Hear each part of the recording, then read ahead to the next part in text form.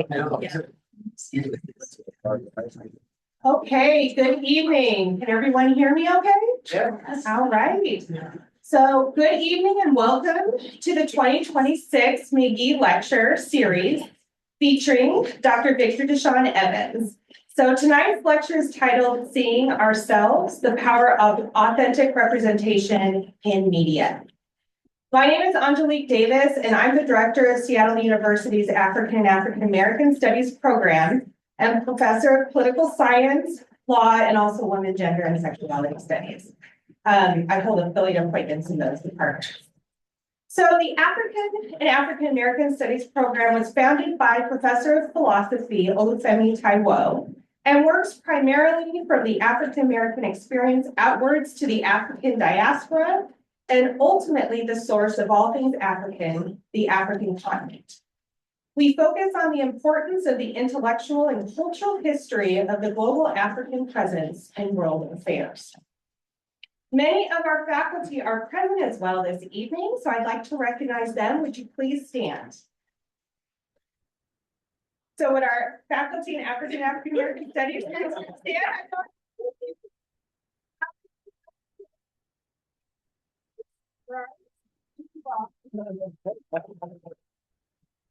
I'm so glad they could be here. So let me give you a little bit of background about tonight's event.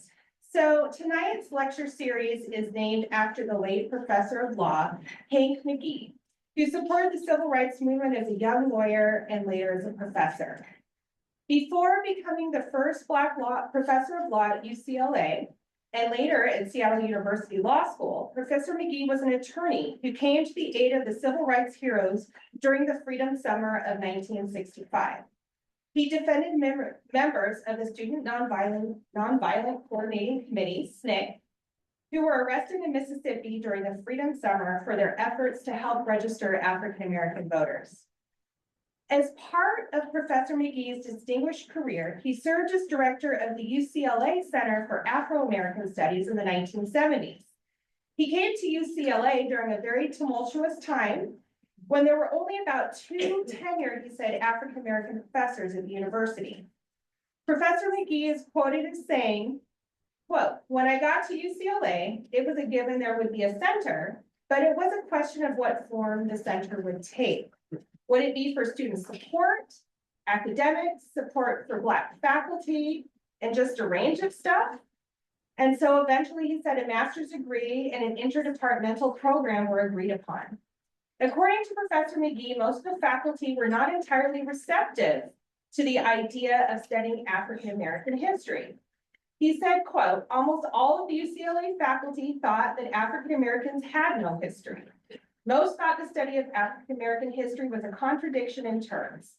They simply thought that people were less interested in academic pursuits than a political agenda." End quote. But this, as we know, couldn't have been farther from the truth. With the first Black Studies program founded in 1968, between 1969 and 1973, roughly 600 programs and departments were created across the country.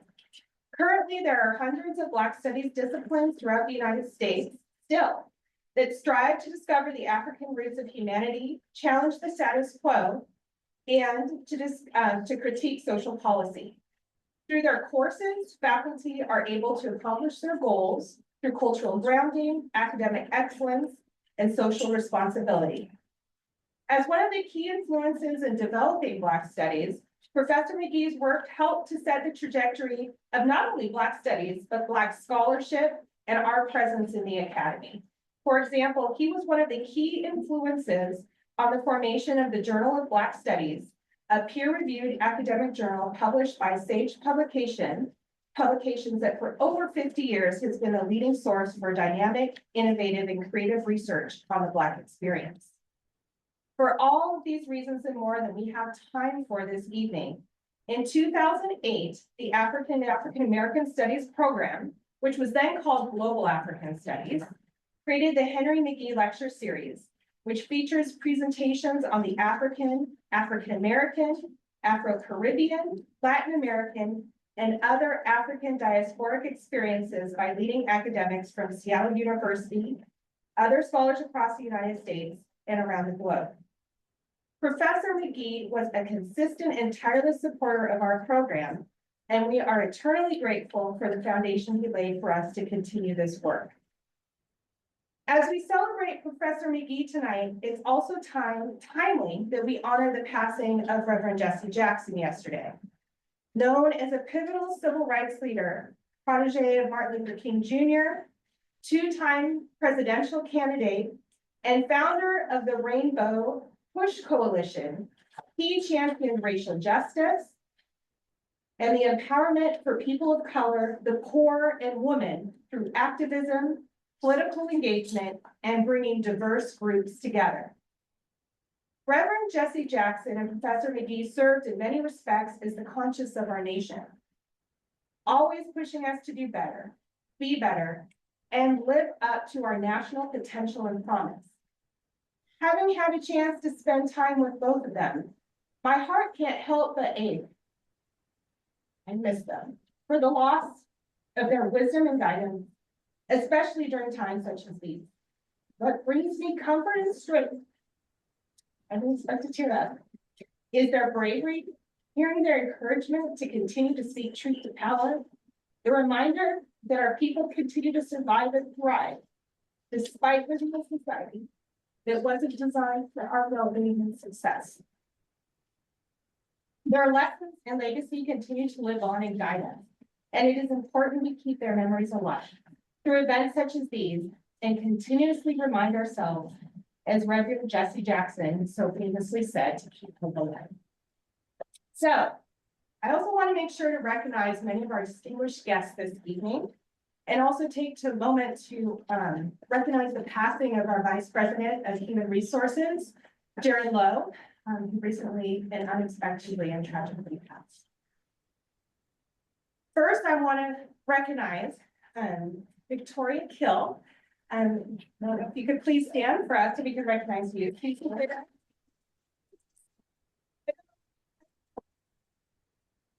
I'm faculty member in our English department and Women and Gender and Sexuality Studies program, as well as Wismer Center, and a longtime supporter of our program. So thank you for being here. Also want to recognize two of our trustees who are here this evening. Ezra Tishomi, who is also works as a State Farm insurance agent, so thank you.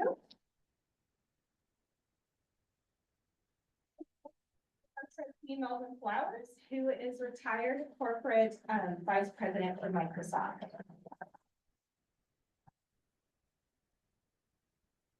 Also want to take a moment to acknowledge our dean. She'll be speaking in a moment, Monica Casper. In the College of Arts and Sciences. I don't know if Cherise Cowan Petrie made it, but she mentioned she may be here, and let's see her. And then we also have Chair of Communications and Media, Dr. Caitlin Carlson, and of course, we have Associate Dean Kathleen Cook for Academic Affairs, so thank you for coming. And Darzell Petch, who is our Assistant Dean for Diversity, Equity, Inclusion, and Justice. So, all of you for being here. So let me give you a brief preview of the topic tonight. So for tonight's lecture, we're honored to feature Dr. Victor Evans. And again, the title of his lecture is Seeing Ourselves, the Power of Authentic Representation in Media. While Dr. Evans will be introduced in more detail later in the program, I want to first say that I know Professor McGee would be quite pleased with our choice of Dr. Evans as our featured speaker. As he always pushed us to think about the importance of representation, particularly of African Americans and our voices in all aspects of society, including law, politics, art, and culture. So I know Hank would just have loved the opportunity to meet you and be here tonight. So Dr. Evans' work prior to joining the Academy as he was an entertainment journalist at numerous organizations, including Entertainment Weekly, MTV, BET, and CNN. And his work as an academic and scholar of LGBTQ media representation, intersectionality, and the politics of visibility in the United States and global popular culture carries the important legacy of Professor McGee forward. So as I get ready to hear greetings and reflections from our distinguished guests, I want to let you know that also that at the conclusion of tonight's event, we'll be having a book sale and signing right here to my left. So first, let me go ahead and we will get this keyboard out. We have greetings from Vice President Natasha Martin, who was not able to join us today because of an event that is honoring our Vice President, Jaron Lowe. So she sent a video to share with us to give her greetings. Greetings and a warm welcome on behalf of Seattle University, President Eduardo Pino-Rivera and Provost Shane Martin and myself. I am Natasha Martin. I currently serve as the university's Vice President for Diversity and Inclusion, and I am also a professor in our School of Law. I'm sorry that I cannot be with you in person this evening, but I wanted to offer greetings to you on behalf of university leadership. What a wonderful opportunity to gather together as a community and during Black History Month to share this evening together for the African and African American Studies program McGee Lecture, named in honor of our late friend and colleague, Professor Henry McGee Jr. I cannot think of a finer expression of Black excellence, Black joy, and solidarity of purpose and determination, particularly in these uncertain times. So I welcome you and I invite you to let your spirits be free this evening. You are in for an inspiring evening, sharing the thought leadership of Dr. Victor Evans. Thanks to the College of Arts and Sciences under the leadership of Dean Monica Casper and Professor Angelique Davis, Program Director and leader of this lecture series. This is a wonderful ongoing tribute to the late Professor Henry McGee Jr. and the legacy of his contributions to Seattle University, the Legal Academy, and the community more broadly. I would also like to say thank you to his beautiful partner in life, Victoria Kill, and his family members who may be listening from afar. A short reflection about Professor Henry McGee Jr. This lecture series honors the remarkable and, in some ways, improbable life, the impactful life of the beloved Henry McGee Jr., fondly known as Hank by so many of us, and in my household, Uncle Hank. Of course, I could focus on his many accomplishments as a legal scholar, a pathbreaker, a change maker, his travails as a civil rights attorney, spurring change during the Freedom Summer of 1964, being a part of the Band of Three, representing Angela Davis in the early 70s during his first years as a law professor at UCLA, his commitment to Black history and Black studies, the numerous spaces he inhabited as the first. But you can read all of that and more on blackpast.org.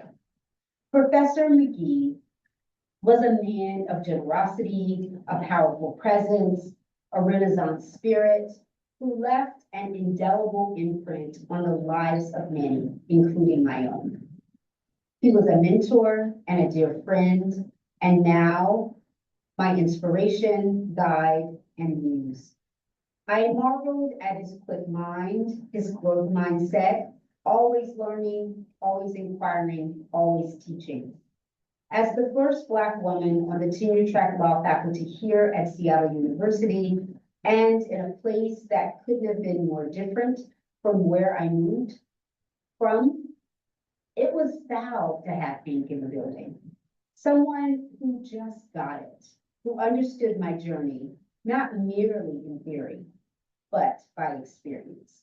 It was a privilege to sit at Hank's feet and drink from the well of the wisdom of his remarkable life. He was an authentic human being and dedicated himself to assisting young scholars and students in becoming the same.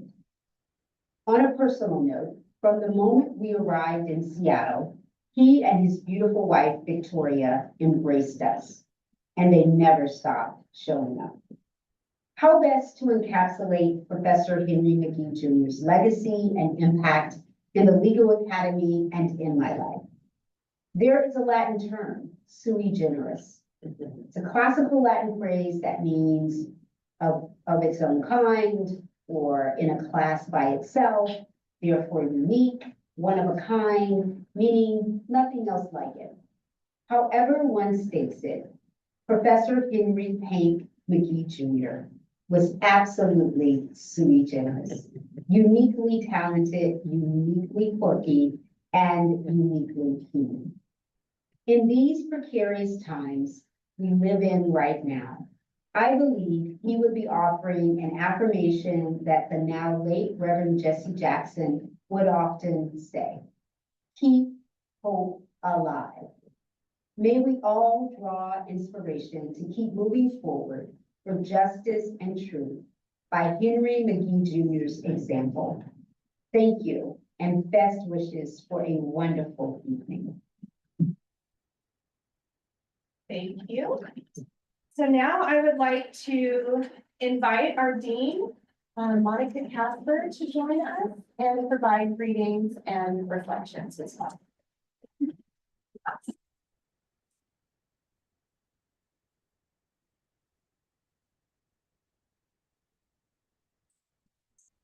Birthday challenge.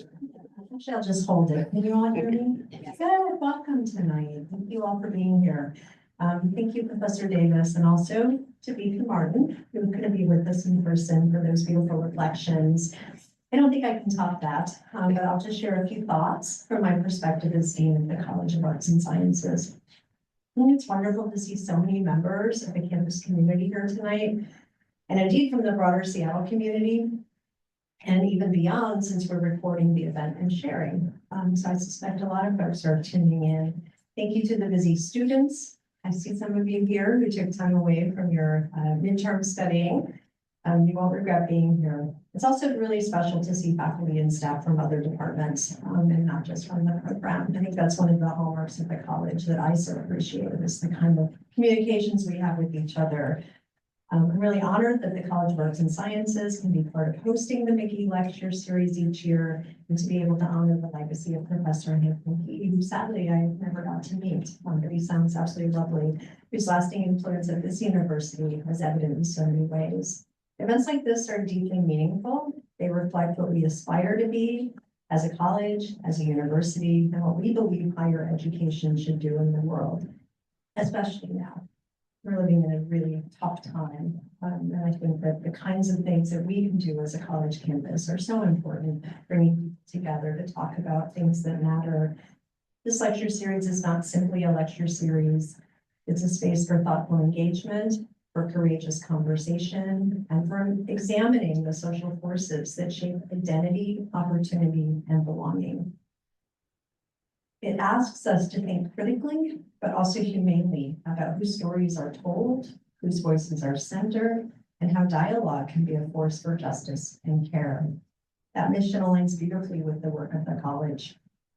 Our disciplines across the arts, the humanities, and social sciences are fundamentally concerned with meaning-making. We study history, culture, power, creativity, communication, and social change, not as abstract concepts, but as lived realities that affect real people and real communities. And we're seeing that in real time in so many ways. Hosting an event that focuses on representation, media, and identity speaks directly to the heart of our academic and ethical enterprises. Tonight's gathering is also a reminder that universities have a responsibility beyond their walls. When we host public events like this, we affirm our role as a civic institution, one that welcomes dialogue, invites community participation, and creates space for reflection and learning that extends far beyond our students and faculty. Thank you, Dr. Evans, not only for sharing your wisdom tonight with us, but also for all the deeply caring and thoughtful work that you do with our students every day in the classroom, and with your young readers and your old readers.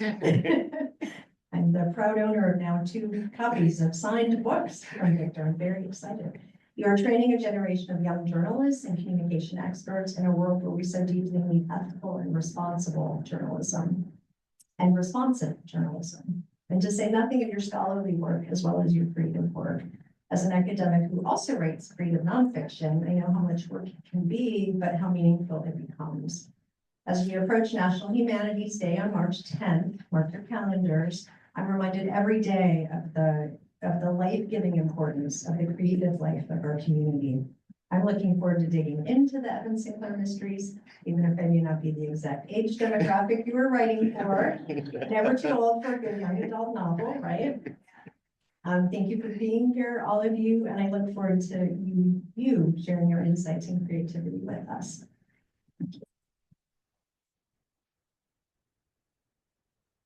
Thank you so much. I'd now like to introduce Dr. Caitlin Carlson, Chair of the Communications and Media Department. She is going to give us greetings and also introduce our speaker.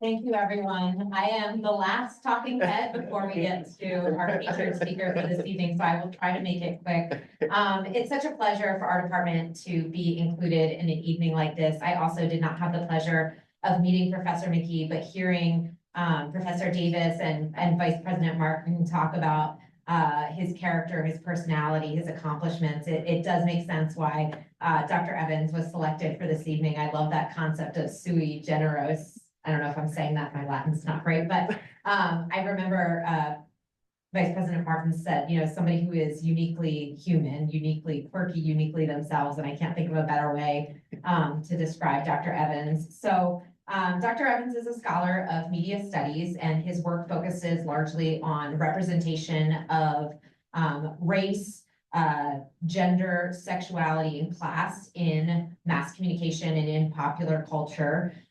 He is going to be drawing on his work in critical race theory, in queer theory, in audience studies to walk us through some of his insights around representation and what it means for the politics of visibility. So I just want to tell you a little bit about some of his previous work, because I think one of the most unique things about Dr. Evans is he really straddles the precipice between academic work and creative work. So he has published in journals like the Journal of Communication and Media Research. He presents regularly at conferences like the Broadcasters Education Association. He's actually recently won not one, but 2 top paper awards for his work on, and I want to get these article names right, Deciphering Brokeback, the New Gay Film Genre, and Fandom and the Queering of the Supernatural, which both won awards for his division. And then he's working right now on a monograph about the film Moonlight. So there are lots of us in media studies who do this kind of academic work for an academic audience. But one of the things about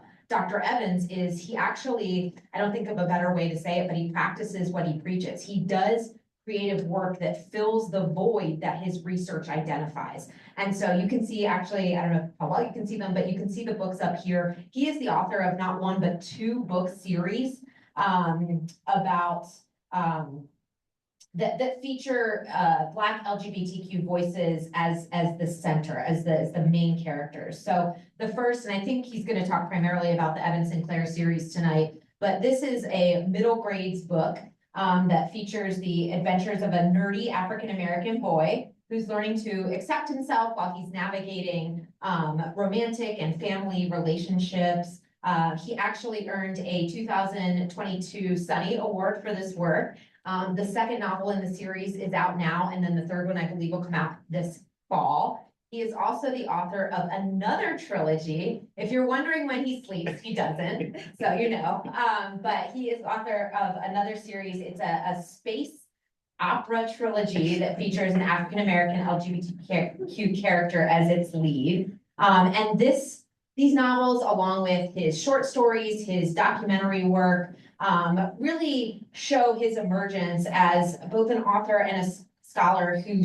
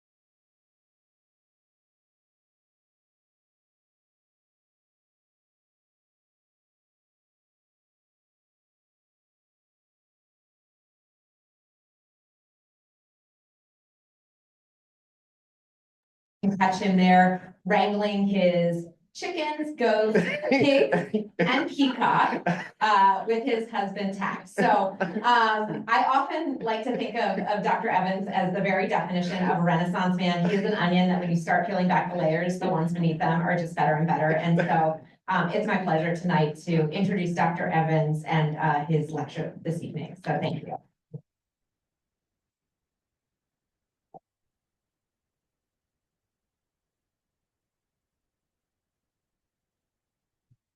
All right, that means switch things. Switch.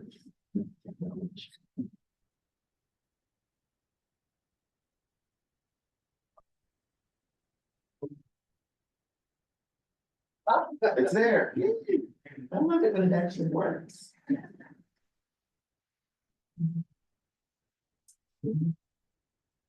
Perfect. All right.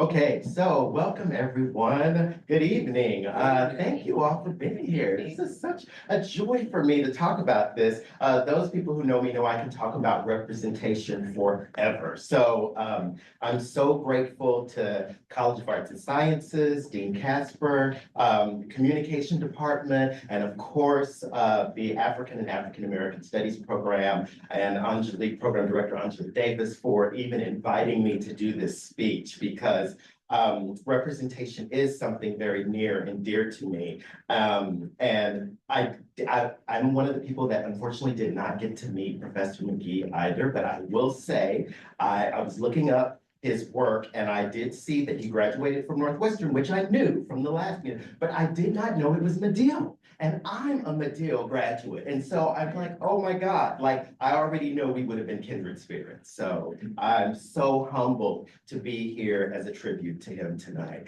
And as I talk tonight too, I also want to dedicate this speech to the memory of Jaron Lowe, who was a brilliant, amazing man here who just walked around and always had a smile on his face and just was so optimistic about everything SU. And he's someone who's left us way too soon. So definitely as I speak, I held his memory and his family in my heart. As I move on and talk about things, I do want to talk a little bit about who I am. And I mean, I kind of don't have to, you guys have already kind of said it, but I just want to say that before I jump into representation, kind of like, why do I wear this many hats? Like, what is it about me that makes representation so important and honestly really stand out in everything that I do? And obviously being a journalist and an academic, and I was just even thinking back, like I remember when I was working at BET, someone on the set is the person who asked, would I ever want to teach? And I had my master's degree, I'd already gone to NYU at that time. And so someone said, well, you know, why don't you teach part-time? So that was in 1999. So I just thought about it. I've been teaching for like over 25 years. It's like, wow, I'm really giving away my age now. But trust me, I'm gonna give away a lot more in a minute. So, you're gonna know a lot about me, but yeah, that made me think. But yeah, that's such a joy to me to get back to students and hopefully have them learn some of the lessons that I learned and not make some of the mistakes I made. Of course, they should make their own, it's just not mine. So that was important. And also being a documentary filmmaker, that was something I didn't think I would ever do. But when I was working on my dissertation, it just made sense, which I'll talk more about that later too. And then of course, being an author. But I have to say at the heart of everything, I think I'm someone who believes in the power of storytelling and its ability to shape how we see ourselves and how we see others. And I think that's so important and really at the center of everything and of why I do. Okay, so I do want to talk to you now about me growing up. Because, and I promise I will keep it short. But I do think that my story and my sort of look at representation is not unique. I think it lends itself to a lot of people, especially Black people and LGBTQ people who are looking for themselves on TV. So my search started, of course, when I was a young kid. And luckily, I grew up in a house where my family loved media. So we watched tons of TV, yet we didn't care about screens in my house. We were all about screens. Although I will say I did read a lot. I went to the library I know I'm making myself sound so cool, aren't I? I went to the library every Saturday and I read everything I could get my hands on. I loved being, and I was really a fantasy reader back then. And it's funny, I'm not as much now, but back then I really was all about fantasy and sci-fi. And I never will forget, I read a Marion Zimmer Bradley book, who's a huge, famous sci-fi author. And she actually wrote a book called The Catch Trap. I don't know how many of you may know it, but it's actually a gay romance novel. And I stumbled upon it by accident, just because I was in her section at the library. And someone must have put it, because it was in sci-fi fantasy, in the wrong section. I'm so glad they did, because that was the first book I ever read where they were gay characters. And that was all from going to the library. But I didn't just read at the library. I also looked at, the library has TV shows, they had movies, they had video cues, rooms you could go into, at least my library did. And I could look at shows. I looked at Fame. Fame's one of my favorite shows to look at. I'm really dating myself. I'm gonna talk way more about TV shows. But yeah, those of you who remember, Fame was a show. Yeah, I watched Fame. Torch Song Trilogy was one of the first shows that I watched. All that was at the library. And it was really important to me because I'm not sure I could have watched those things at home. When my dad was very tough when it came to rated R. And back then, we didn't have PG-13. So it was R, it was like PG, R, or G, pretty much that was it. And if anything was R, and all the good things were, the best movies were all R, I couldn't watch them. But the library, I don't know how they got away with it, but they did. And I got to go there and watch them. So growing up in that, the media was always around for me. And I put this TV up here on purpose because that was what our television looked like. It was bigger and it sat on the floor, but that was the one TV that we had in the house. And you watched what they watched, we didn't have TVs in our room. You watched what they watched. And every night we watched television. And all of my favorite shows were Star Trek and Perry Mason and Rockford. I told you I'm really going back. Rockford Files, Magnum PI, Murder, She Wrote, Dallas, Dynasty. I grew up in Dallas, so Dallas was an institution when I was growing up. So it was, those were the shows that I watched. And oddly enough, almost everyone I named has had a remake, which is kind of fun. So what old is always new, isn't it? And I heard Murder, She Wrote is actually getting a reboot as well. And I just heard Rockford Files is getting a reboot. I just heard that yesterday. So yeah, all these shows are reboots, but anyway, I digress. But all that to say that I was always very interested in the media. And I think that's why I ended up doing what I did. But at the same time, I was looking for images of people who looked like me, or were going through the things that I was going through, and I did not find them. And so this is where I really kind of dive into the research about the cost of invisibility, because that's what you feel when you don't see yourself on television. And there were shows, I remember there were family sitcoms, there was Webster, Different Strokes, I told you I'm going way back, Facts of Life, there were all these shows on, and they did have Black characters in them. And in some ways I related to them, in some ways I didn't, but a lot of them, sometimes they were sort of tokens or they were stereotypes. And so that's what I saw a lot of times. But there were some actually episodes, that were actually quite good and tried to be a little bit more complex, but that was not the norm. And then when it came to LGBTQ characters, forget it, nothing. I don't remember seeing anything. And if I did, the first one I remember seeing is, if I'm gonna really go back, how many of you remember? So Okay, yeah, so that, so Soap with Billy Crystal was really the first one, and that was not a positive one. And then the second one was Dynasty, with Steven on Dynasty. And that was a show that my family watched. And so I watched it constantly, and it was really sort of difficult in some ways to watch it because I don't know how many of you watched Dynasty, but like his family didn't accept him. He had to go back in the closet. I don't know how many times. Remember, he ended up marrying Heather Locklear, I think, at one year. I mean, it was like, yeah, it was like, yeah. So again, not the greatest representation. And for a kid trying to figure out where you fit in, that kind of invisibility can just wear you down. It can make you question if your story matters.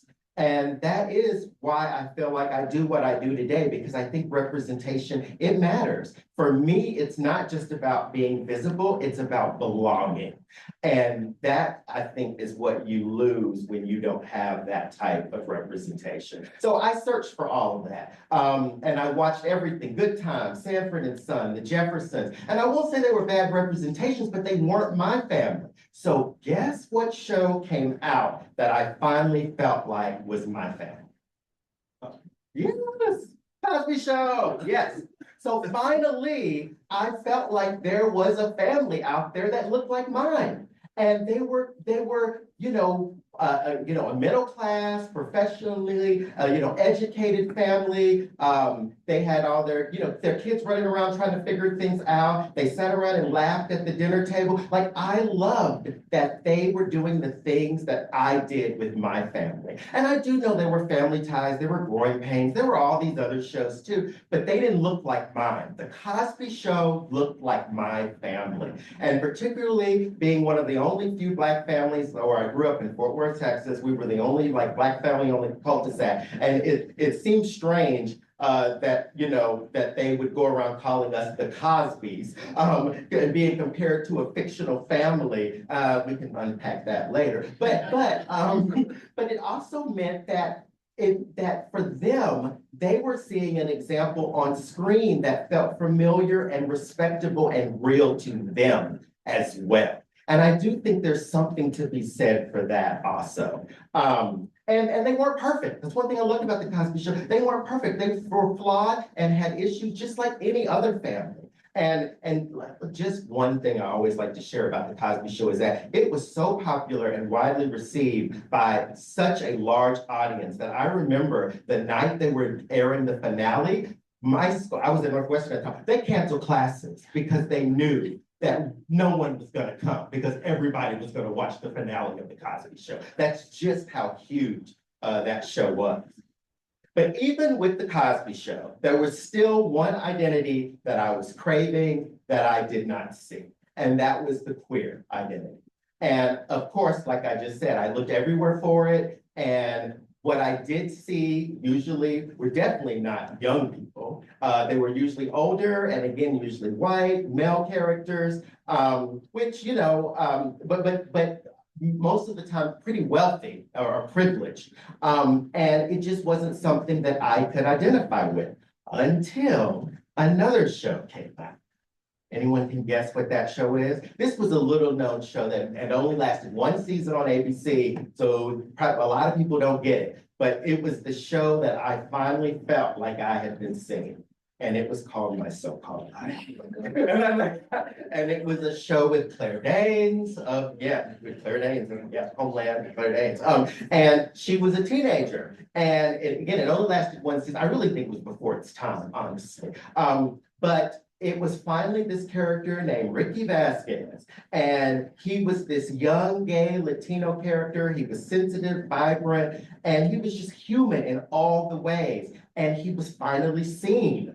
And again, he was dealing with a lot in the show because his parents didn't accept him and he was homeless for a while. He actually ended up living with Claire Danes for a while because of that. But everything out turned out okay. But it did show the realities of coming out and how difficult that could be for a young person. And I've never seen that before. And funny story. I know I gotta watch my time here because I can tell a whole bunch of stories, but I met Wilson Cruz. And funny enough, I didn't meet him as a journalist. I was in Provincetown on vacation. And I was walking down the street, and I kid you not, someone said, My gay uncle. I ran down the street to talk to him. And I'm sure he's used to it by now, but I was a total fanboy. And I went on and on about how his character and everything. And he said that's what brings him so much joy, because he hears that from so many people. And he even told me that that character was based on his life that he went through and how cathartic it was for him to even play that character. So again, just power of representation. So all this to say, you need to see yourselves. It's important because you feel like you're not invisible, you feel seen, and you feel like you have a life. And that sounds like kind of cliche, but it really is the truth. And I do believe, and because trust me, I do think it's important for all people of all identities to see themselves. But I do think it's something special, and why I sort of focus on LGBTQ representation, because unlike other people born in the families like them, like racial groups, ethnic groups, religious groups, LGBTQ people are not born into families like them. My parents were straight, and so I think we really have to search, because we don't always feel comfortable being able to talk about those things. And I think things are different now, but I grew up in a family that was very religious. My grandfather was a Southern Baptist minister. Our dinner talk didn't talk about queer identity. That just wasn't on the table. And so I really looked to this media to help me figure out who I was and what kind of life I could have. And that was very powerful. And even though today, they have the internet and there's so many other things, I still think the media plays a large part in people looking at it for their identity and trying to figure out where they fit. Okay, so I did my dissertation on looking at LGBTQ images on television and how that affects gay youth as they come to terms with their identity. And one of the glimmers of recognition that I found among all the young people that I interviewed when I did both of these was that they were craving it. They were looking for it everywhere they could find it. And when I did the initial one, there were two shows that always popped out as the shows that really helped them see who they are in a positive and authentic way. And I should preface this. I did the first documentary in 2007, and I did the second one in 2018, but I was specifically talking about the 2007 one. Did anyone think what shows back then that they were looking at that really helped them with their identity? Buffy. It was Buffy, Buffy the Vampire Slayer. Like hands down, almost every teen I talked to said, but Willow and Tara, the couple, yeah, I know they're one of the most loved couple. Still in fan art, you can still find so much about them. But yeah, and the other one was Queer as Folk, believe it or not, was the other one was Queer as Folk. So I'll talk more about that in a minute, but that was really interesting to see that these teens and young adults were navigating their identity through the media landscape. And more than anything, that showed me that representation is not just a social issue, it's deeply personal and it's life altering. Because when we see ourselves reflected with honesty, complexity, it gives us permission to exist fully. And I think that that's so important when we talk about how much representation matters, that it also is not just about us seeing ourselves, but about others seeing us as well. So that's a big, I think, thing that has happened over time, is that people who are, particularly let's stick with LGBTQ, who aren't LGBTQ, when they see others, that really shapes how they can look at a person, particularly if they never have met anyone who's LGBTQ, and realize how much their life is similar to theirs. And I mean, it sounds cliche, but it's really true. And every time an authentic LGBTQ story reaches that wide audience, it quietly reshapes what people believe is possible about love, family, friendship, and identity. And it invites an understanding that replaces fear or a caricature with empathy. And so I have to talk about the biggest phenomenon that's going on right now. I'd be remiss if I didn't. So how many of you have seen Heated Rivalry? Those of you who haven't, just briefly, it's a queer love story between two male hockey players who start out as competitors and end up falling in love. So that's basically kind of in a nutshell what the story is. But the fan base is huge. Like people from all walks of life love this show. And women, especially straight women, lesbians, really love this show, which is really curious to me, but they do. And people from all over the world have just really connected with it. And I think that's worth pausing on, because this kind of cross-audience appeals tells us something really powerful, that when a story is authentic, and when it captures real emotion and complexity, it stops being a gay story or a straight story, and it becomes a human story. And I think that's exactly what we're seeing with Heated Rivalry right now. And I love it. I think that, it allows people to have more empathy. And that's empathy in action. And empathy changes culture faster than any sort of argument or debate ever could. And I have to go back to Will and Grace, because I think Will and Grace did this before Heated Rivalry did. Will and Grace was the first show that had the featured characters, protagonists on the show were LGBTQ. And I mean, they've never been leads on the show before. And we can debate, because some people will say, well, Will and Grace really wasn't an LGBTQ show. It was a mainstream show that had gay characters, and that's different. But that's a whole rabbit hole we don't have time to go there. But regardless of what you think Will and Grace was, it actually changed the people's perception of the LGBTQ community, so much so that even then, Vice President Biden said it has done more to change the public attitude about same-sex marriage than any march or protest ever did. And he equated that to Will and Grace. And it just goes to show representation normalizes. Once people see lovable, relatable characters living full lives, it becomes much harder to justify treating real people differently.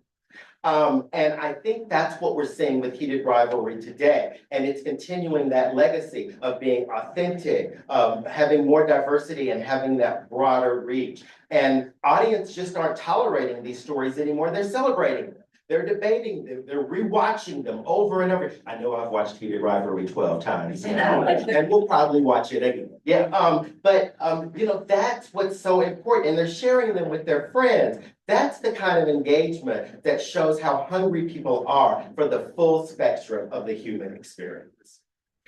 So, what if representation is not a mirror? So I do want to briefly talk about this. So of course I'm talking about seeing yourself, but sometimes it's seeing yourself is not always an exact mirror. So anyone know what show this person from? Okay, Sex in the City. All right, Carrie Bradshaw.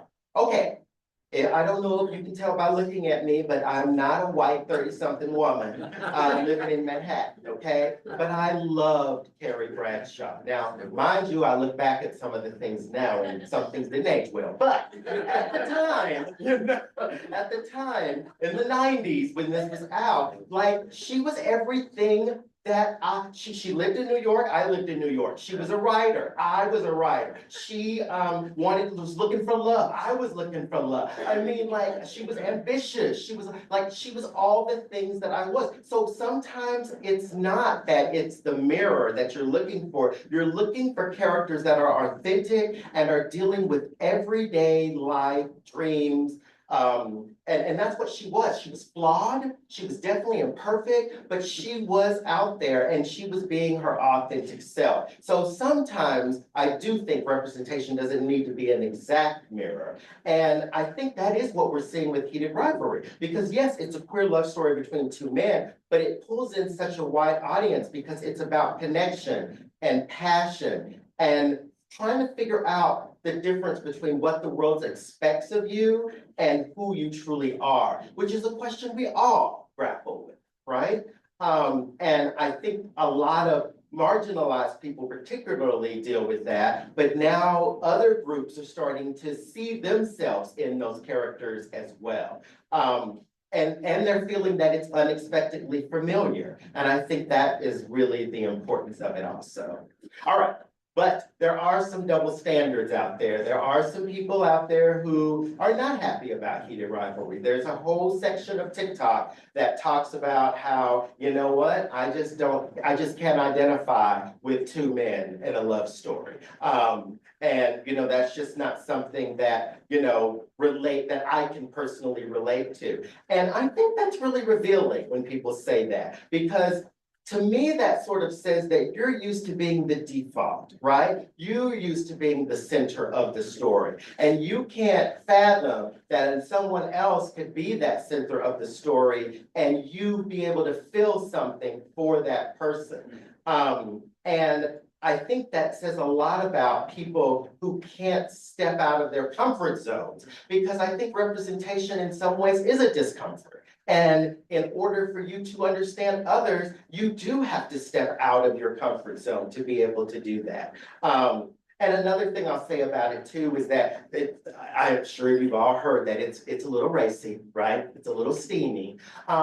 But what other heterosexual shows are not, you know? And I kind of get upset that whenever it's an LGBTQ show, and all of a sudden, oh, it's racy. I even was reading a review the other day, and I was like, well, that horny hockey show. And I was just like, really? Like, is that what you called Sex in the City? Because they were pretty horny, were they not? You know, is that what you called You? Because that was pretty racy. Is that what you call? I mean, I could go on and on, right? But when it's an LGBTQ show, it's interesting how it's automatically super sexualized, and it's all of a sudden all about the sex and the raciness, and not the story itself.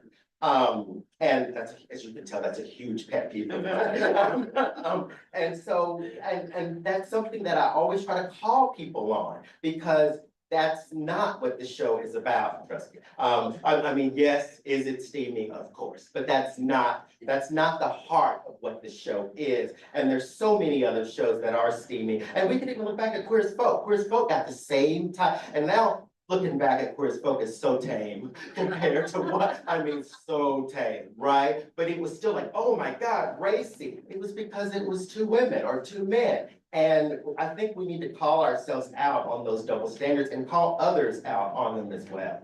Okay, last thing I'll say about heated rivalry, and I promise I'm gonna stop talking about it, is autism. So there is an autism representation in heated rivalry. Shane Hollander, who's one of the main characters, he has autism. And the issue with it is that if it's not called out or stated explicitly, is it still representation? And there's sort of a, you know, kind of like a debate about this, because the author and even the actor himself are all very clear that he has autism, and they want to make it they didn't want to make it explicit. They wanted it to be implicit, but for it to be shown instead with little things that he does, like his hyper-focusedness on hockey, his mix of social awkwardness, his need for structure, and simply are woven into the story. It's not treated like a very special episode kind of thing, right? Those of you of a certain age, you remember the very special episode, right? Yeah. So it's not done that. So is that still representation, because it's never explicitly stated? Well, I did do some research, and people who have autism actually have really praised this performance, because they feel like it is implicit and he just is who he is, and it does not need to be named.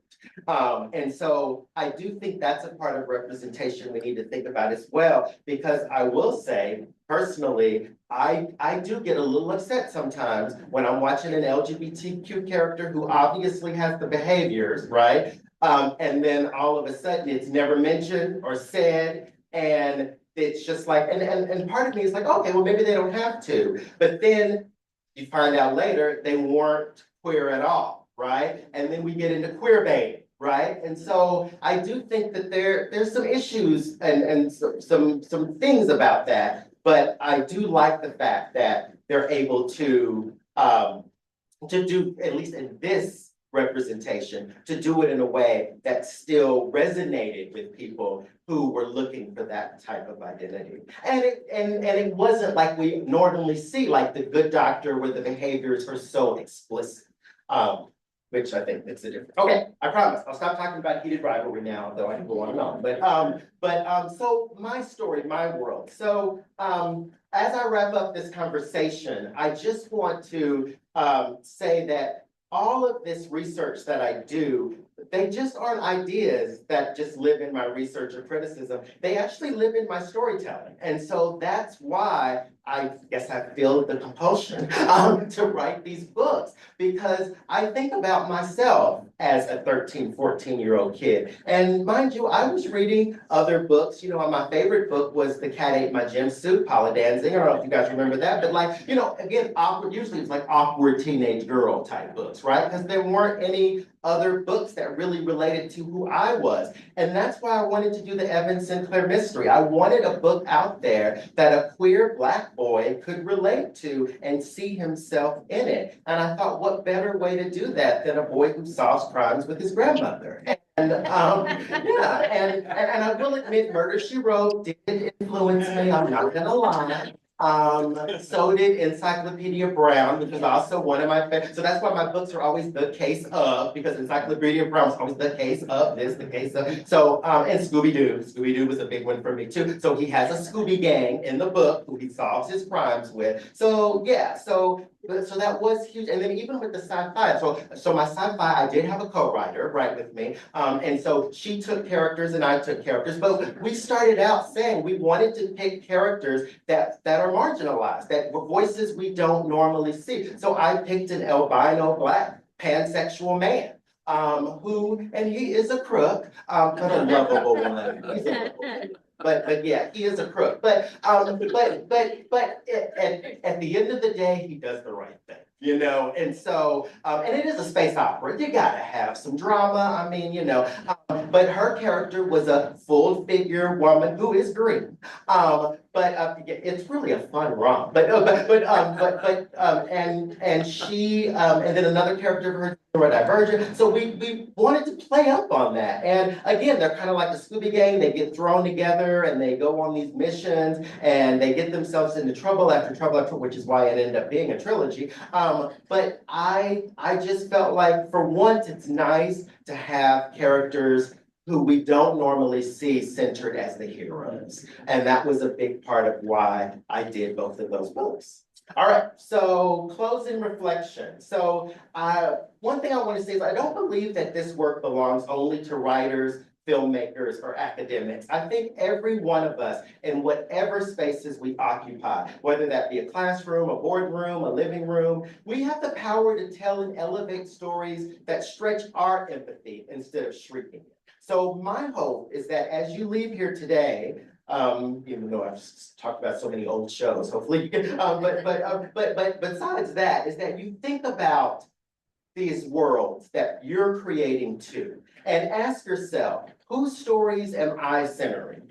Am I giving myself enough empathy to be able to identify with characters who may not look like or act like me? Whose voices am I missing? And what might I change if I made room for a fuller, messier, more honest spectrum of human experience? Because when we commit to that, to telling, supporting stories that reflect our world as it truly is, we don't just change the media, we change what people believe is possible for themselves and for one another. So, thank you.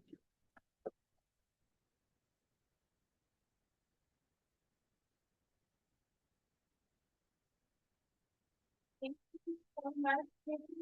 Maybe you could Oh, okay. here. Yeah. So, well, appreciation, but typically I don't announce gifts, but this one I thought giving your talk. So it includes a travel mug of Franklin from the Peanuts. And I both share a love for peanuts, and for years have talked about how much we love Franklin, the only black character in Peanuts. I did not know he would be wearing his tie, so it's actually perfect, but thinking about that representation. And then also there's some, herbal tea and other, remedies, for you from Neary Alchemy, what's owned by our very own Darzel Touch, who in addition to being an educator, is an artist and healer whose plant-based herbal remedies represent and channel the wisdom of her Khmer ancestors. So thank you again, Victor, for your inspiring words and for being here. So thank you so much.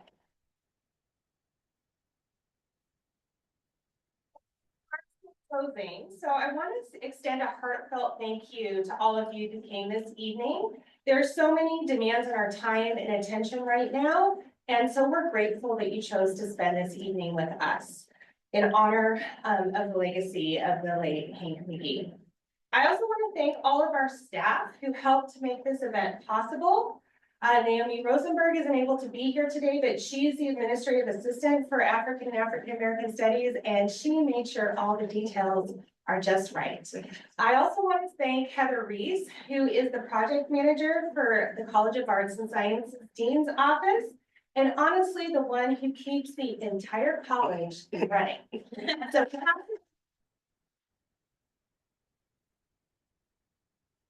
Mark Pedersen, who is our Director of Communications and has helped so much with advertising this event and helping to write an article about it. Rachel Whalen, our Director of Development, and for all of the other people that I didn't mention, there are so many people who in so many ways have supported this program, and it truly takes a village to keep a program like this going, particularly, honestly, during times like these. So before we close, I have a few small things to say. So our African American Studies program continues to operate on a smaller and smaller budget. It's honestly, I think, barely $5,000 now, and we spend most of the money on this event. Everything else we have to do through fundraising. And so we're very grateful to our donors who help to make our work possible for this. And one of the things we really want to do is make sure that this lecture series remains in perpetuity, even after some of us who knew Professor McGee are no longer here. And so I'm saying that because if it's all possible, no amount is too small or too big. So if you have it, we would greatly appreciate you scanning the QR code on your table or in the program to make a gift to help us support the McGee Lecture. And if you do that, you can put in the notes that it's to be used for the McGee Lecture series, and that way the gift is earmarked so that it'll be continued to use for this. And so we really appreciate you considering that. We'd also like to ask all of you to stay connected with us. If you'd like to stay up to date on our activities and events throughout our email list, we don't send out a lot of things. We really have this annual event. We do an Africa Day celebration to celebrate African Independence Day in May. And we occasionally have other lectures. So if you'd like to stay connected and hear about those events, we ask that you also scan the QR code and you just quickly put in your name and email. And if you don't use QR codes, we have a sign-up sheet on that back table that you can also use. So if you haven't signed up for the event list, I ask you to go ahead and take a moment to do that now. And so finally, we have our book sale and signing right here at this front table after the event. And as we leave this evening, I hope you take tonight's message and the legacy of the late Professor Hank McGee with you. I hope it continues to encourage you. And also, as we think of the late Reverend Jesse Jackson, I hope that we can all keep hope alive. Thank you so much.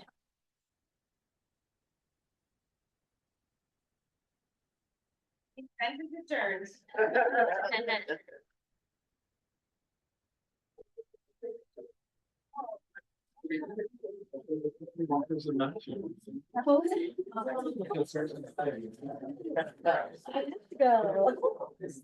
She was on semester.